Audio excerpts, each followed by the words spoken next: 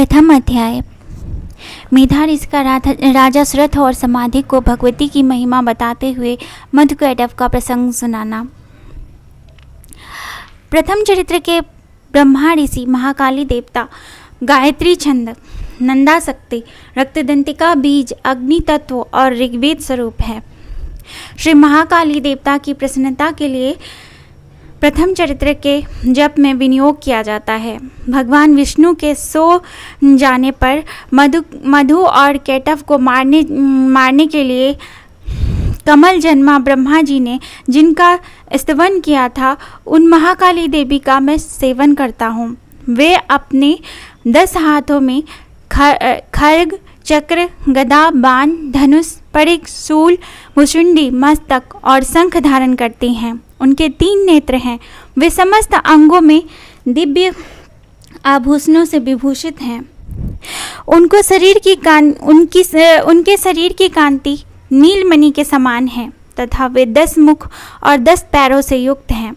मार्कंडी जी बोले, सूर्य के पुत्र सावर्णी, जो 8वें मनु कहे जाते हैं, उनकी उत्पत्ति की कथा विस्तार पूर्वक कहता हूँ, सुनो। सूर्य कुमार महाभाग सावर्णी भगवती की माया के अनुग्रह से जिस प्रकार मनवंतर के स्वामी हुए, वही प्रसंग सुनाता हूँ। पूर्व काल की बात है। स्वारोचिस मनवंतर में सुरथ नाम के एक राजा थे, जो चैत्र वंश में उत्पन्न हुए थे। उनका समस्त भूमंडल पर अधिकार था। वे प्रजा का अपने और पुत्रों की भांति धर्मपूर्वक पालन करते थे। तो भी उस समय कोला विध्वंसकी नाम के क्षत्रिय उनके शत्रु हो गए। राजा सुरथ की दंड नीति बड़ी प्रबल थी। उनका शत्रुओं के साथ संग्राम हुआ। यद्यपि कोला विध्वंस की संख्या में कम थे, तो भी राजा सुरथ युद्ध में उनसे परास्त हो गए। तब वे युद्ध भूमि से अपने नगर को लौट आए और केवल अपने देश के राजा होकर रहने लगे। समूची पृथ्वी से अब उनका अधिकार जाता रहा, किंतु वहाँ भी उन प्रबल शत्रुओं ने उस समय महाभाग राजा सुरथ पर आक्रमण कर दिया। राजा का बल क्षीण हो चला था, इसलिए उनके दुष्ट, बलवान एवं दुरात्मा मंत्रियों ने वहाँ उनकी राजधानी में भी राजकीय सेना और खजाने को हथिया लिया। सुरथ का प्रभुत्व नष्ट हो चुका था, इसलिए वे शिकार खेलने के बहाने घोड़े पर सवार हो वहाँ से अकेले ही एक घने जंगल में चले गए। वहाँ उन्होंने विप्रवर मेधा मुनि का आश्रम देखा, जहाँ कितने ही हिंसक जीव अपनी स्वाभाविक हिंसावृत्ति छोड़कर परम शांत स्वभाव से रहते थे। मुनि के बहुत से शिष्य उस वन की शोभा बढ़ा रहे थे। वहाँ जाने पर मुनि ने उनका सत्कार किया और वे उन मुनि श्रेष्ठ के आश्रम पर इधर उधर विचरते हुए कुछ काल तक रहे। फिर ममता से आकृष्टित होकर वहाँ इस प्रकार चिंता करने लगे, पूर्व काल में मेरे पूर्वजनों ने जिसका पालन किया था, वही नगर आज मुझसे रहित है। पता नहीं मेरे दुराचारी भृत्यगण उसकी धर्मपूर्वक रक्षा करते हैं या नहीं। जो सदा मद की वर्षा करने वाला और सूरवीर था, वह मेरा प्रधान हाथी अब शत्रुओं के अधीन होकर न जाने किन भोगों को भोगता होगा। जो लोग मेरी कृपा, धन और भोजन पाने से सदा मेरे पीछे पीछे चलते थे, वे निश्चय ही अब दूसरे राजाओं का अनुसरण करते होंगे। उन अपव्ययी लोगों के द्वारा सदा खर्च होते रहने के कारण अत्यंत कष्ट से जमा किया हुआ मेरा वह खजाना खाली हो जाएगा। ये तथा और भी कई बातें राजा सुरथ निरंतर सोचते थे। एक दिन उन्होंने वहाँ विप्रवर मेधा के आश्रम के निकट एक वैश्य को देखा और उससे पूछा, भाई तुम कौन हो? यहाँ तुम्हारे आने का क्या कारण है? तुम क्यों शोकग्रस्त और अनमन से दिखाई देते हो? राजा सुरथ का यह प्रेम पूर्वक कहा हुआ वचन सुनकर वैश्य ने विनीत भाव से उन्हें प्रणाम करके कहा। वैश्य बोला, राजन, मैं धनियों के कुल में उत्पन्न एक वैश्य हूँ। मेरा नाम समाधि है। मेरी दुष्ट स्त्री पुत्रों ने धन के लोभ से मुझे घर से बाहर निकाल दिया है। मैं इस समय धन, स्त्री और पुत्रों से वंचित हूँ। मेरे विश्वसनीय बंधुओं ने मेरा ही धन लेकर मुझे दूर कर दिया है, इसलिए दुखी होकर मैं वन में चला आया हूँ। यहाँ रहकर मैं इस बात को नहीं जानता कि मेरे पुत्रों की, स्त्री की और स्वजनों की कुशल है या नहीं। इस समय घर में वे कुशल से रहते हैं अथवा उन्हें कोई कष्ट है। वे मेरे पुत्र कैसे हैं? क्या वे सदाचारी हैं अथवा दुराचारी हो गए हैं? राजा ने पूछा। जिन लोभी स्त्री, पुत्र आदि ने धन के कारण तुम्हें घर से निकाल दिया, उनके प्रति तुम्हारे चित्त में इतना स्नेह का बंधन क्यों है? वैश्य बोला। आप मेरे विषय में जैसी बात करते हैं वह सब ठीक है, किंतु क्या करूं? मेरा मन निष्ठुरता नहीं धारण करता। जिन्होंने धन के लोभ में पड़कर पिता के प्रति स्नेह, पति के प्रति प्रेम तथा आत्मीय जन के प्रति अनुराग को तिलांजलि दे मुझे घर से निकाल दिया है, उन्हीं के प्रति मेरे हृदय में इतना स्नेह है। महामते, गुणहीन बंधुओं के प्रति भी जो मेरा चित्त इस प्रकार प्रेम मग्न हो रहा है, यह क्या है? इस बात को मैं जानकर भी नहीं जान पाता। उनके लिए मैं लंबी सांसें ले रहा हूँ और मेरा हृदय अत्यंत दुखित हो रहा है। उन लोगों में प्रेम का सर्वथा अभाव है, तो भी उनके प्रति जो मेरा मन निष्ठुर नहीं हो पाता, इसके लिए क्या करूं?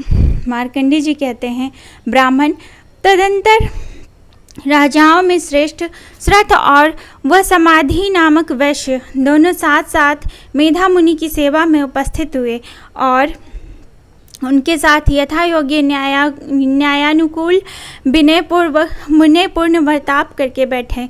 तत्पश्चात वैश्य और राजा ने कुछ वार्तालाप आरंभ किया। राजा ने कहा, भगवान, मैं आपसे एक बात पूछना चाहता हूँ, उसे बताइए। मेरा चित्त अपने अधीन ना होने के कारण वह बात मेरे मन को बहुत दुख देती है। जो राज्य मेरे हाथ से चला गया है, उसमें और उसके संपूर्ण अंगों में मेरी ममता बनी हुई है। मुनिश्रेष्ठ, यह जानते हुए भी कि वह अब मेरा नहीं है, अज्ञानी की भांति मुझे उसके लिए दुख होता है। यह क्या है? इधर यह वैश्य भी घर से अपमानित होकर आया है। इसके पुत्र, स्त्री और भृत्यों ने इसे छोड़ दिया है।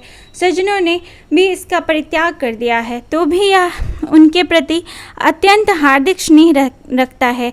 इस प्रकार यह तथा मैं दोनों ही बहुत दुखी हैं, जिसमें प्रत्यक्ष दोष देखा गया है।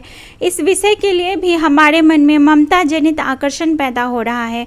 महाभाग, हम दोनों समझदार हैं, तो भी हम में जो मोह पैदा हुआ है, यह क्या है? विवेक शून्य पुरुष की भांति मुझ में और इसमें भी यह मूढ़ता प्रत्यक्ष दिखाई देती है। ऋषि बोले, महाभाग, विषय मार्ग का ज्ञान सब जीवों को है। इसी प्रकार विषय की सबके लिए अलग अलग है। कुछ प्राणी दिन में नहीं देखते और दूसरे रात में नहीं देखते, तथा कुछ जीव ऐसे हैं जो दिन और रात्रि में भी बराबर ही देखते हैं। यह ठीक है कि मनुष्य समझदार होते हैं, किंतु केवल वे ही ऐसे नहीं होते। पशु, पक्षी और मृग आदि सभी प्राणी समझदार होते हैं। मनुष्यों की समझ भी वैसी ही होती है जैसे उन मृग और पक्षियों की होती है, तथा जैसी मनुष्यों की होती है वैसे ही उन मृग, पक्षी आदि की होती है। यह तथा अन्य बातें भी प्रायः दोनों में समान ही है। समझ होने पर भी उन पक्षियों को तो देखो, ये स्वयं भूख से पीड़ित होते हुए भी मोहवश बच्चों की चोंच में कितने चाव से अन्न से दाने डाल रहे हैं।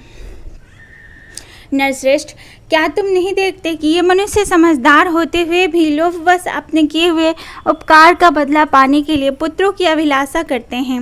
यद्यपि उन सब में समझ की कमी नहीं है, तथापि वे संसार की स्थिति, जन्म मरण की परंपरा बनाए रखने वाले भगवती की महामाया के प्रभाव द्वारा ममता में भंवर से युक्त मोह के गहरे गर्त में गिराए गए हैं। इसलिए इसमें आश्चर्य नहीं करना चाहिए। जगदीश्वर भगवान विष्णु की योग निद्रा रूपा जो भगवती महामाया हैं, उन्हीं से यह जगत मोहित हो रहा है। वे भगवती की महामाया देवी ज्ञानियों के भी चित्त को बलपूर्वक खींचकर मोह में डाल देती हैं। वे ही इस संपूर्ण चराचर जगत की सृष्टि करती हैं तथा वे ही प्रसन्न होने पर मनुष्यों को मुक्ति के लिए वरदान देती हैं। वे ही परा विद्या, संसार बंधन और मोक्ष की हेतुभूता सनातनी देवी तथा संपूर्ण ईश्वरों की भी अधीश्वरी हैं।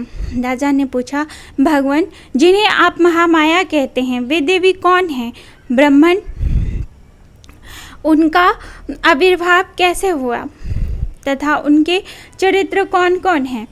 ब्रह्मवेत्ताओं में श्रेष्ठ महर्षि उन देवी का जैसा प्रभाव हो, जैसा स्वरूप हो और जिस प्रकार प्रादुर्भाव हुआ हो, वह सब मैं आपके मुख से सुनना चाहता हूँ।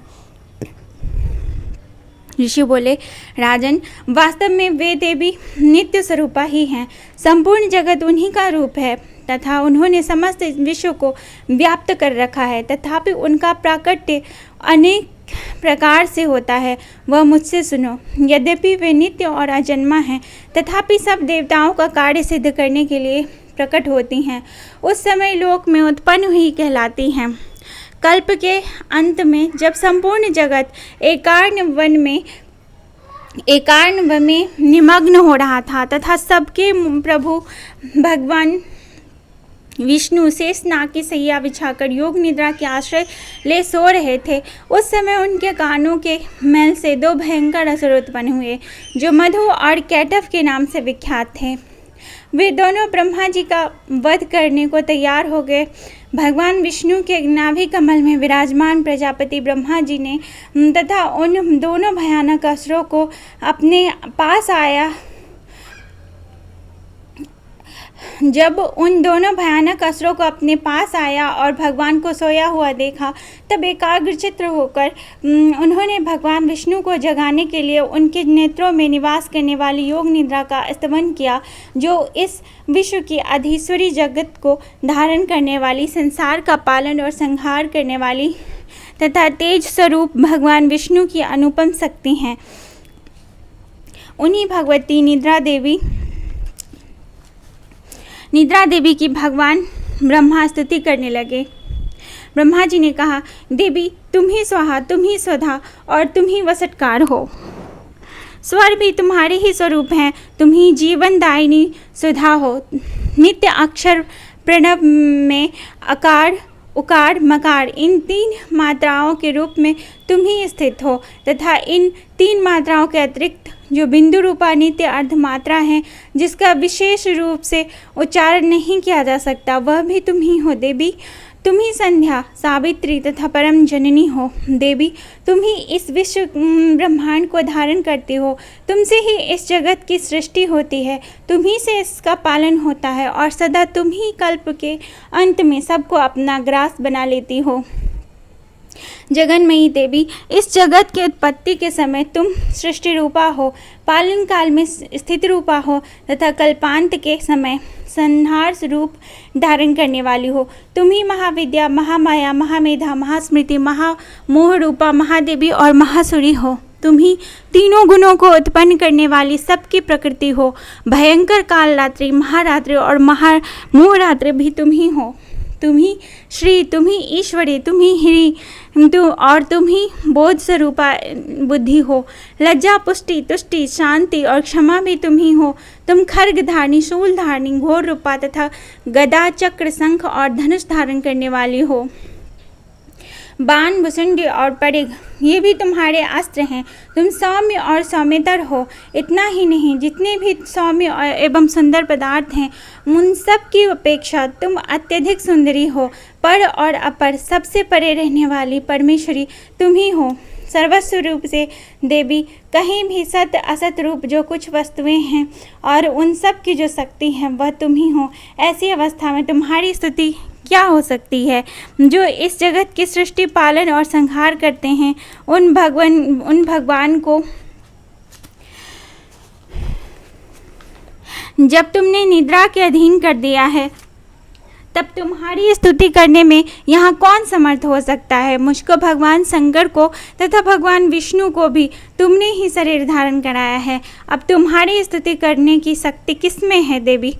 तुम तो अपने इन उदार प्रभावों से ही प्रशंसित होती हो। ये जो दोनों दुर्धर्ष असुर मधु और कैटभ हैं, इनको मोह में डाल दो और जगदीश्वर भगवान विष्णु को शीघ्र ही जगा दो।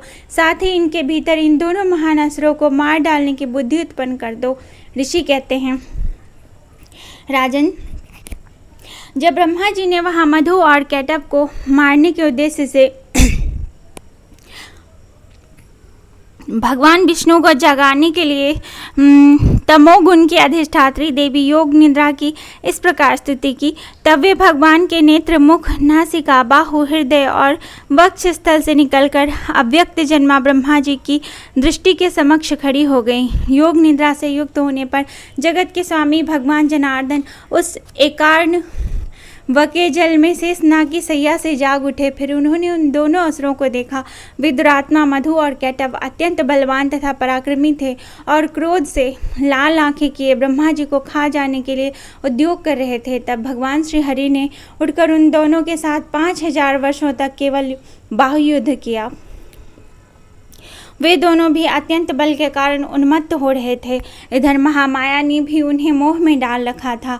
इसलिए वे भगवान विष्णु से कहने लगे, अब हम तुम्हारी वीरता से संतुष्ट हैं, तुम हम लोगों से कोई वर मांगो। श्री भगवान बोले, यदि तुम मुझ पर प्रसन्न हो तो अब मेरे हाथ से मारे जाओ। बस इतना सा ही मैंने वर मांगा है, यहाँ दूसरे किसी वर से क्या लेना है। ऋषि कहते हैं, इस प्रकार धोखा में आ जाने पर जब उन्होंने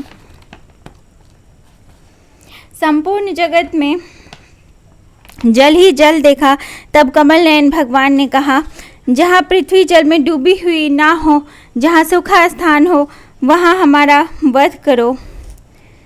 ऋषि कहते हैं, तब तथास्तु कहकर शंख, चक्र और गदा धारण करने वाले भगवान ने उन दोनों के मस्तक अपनी जांघ पर रखकर चक्र से काट डाले। इस प्रकार ये देवी महामाया ब्रह्मा जी की स्तुति करने पर स्वयं प्रकट हुई थी। अब पुनः तुमसे उनके प्रभाव का वर्णन करता हूँ, सुनो। इस प्रकार श्री मार्कंडेय पुराण में सावर्णिक मनवंतर की कथा के अंतर्गत देवी महात्म्य मधु कैटभ का नामक पहला अध्याय संपन्न हुआ।